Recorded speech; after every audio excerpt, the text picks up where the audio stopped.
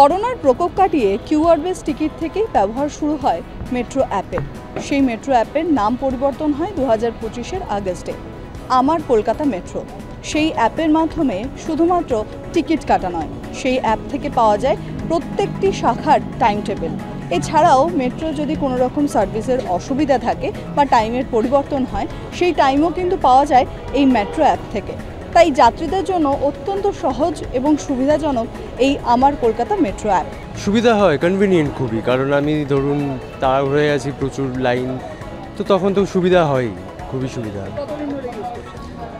অনেক দিন ধরে ইউজ করছি। টাইম টেবিল এন্ড অল সব দেখতে হ্যাঁ, সব কিছু দেখতে পাবো।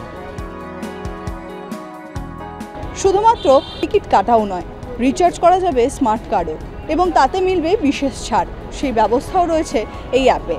এছাড়াও এই ব্যবস্থা বা পেমেন্টের সক্রিয় করার জন্য আরও একটি বেসরকারি ব্যাংকে সংযুক্ত করেছে মেট্রো রেলওয়ে, যার মাধ্যমে ইউপিআই যে টিকিটিং ব্যবস্থা তা আরও বেশি সহজ হয়ে উঠছে মেট্রো যাত্রীদের। তারা খুশি এই মেট্রো অ্যাপের ব্যবহারের ফলে।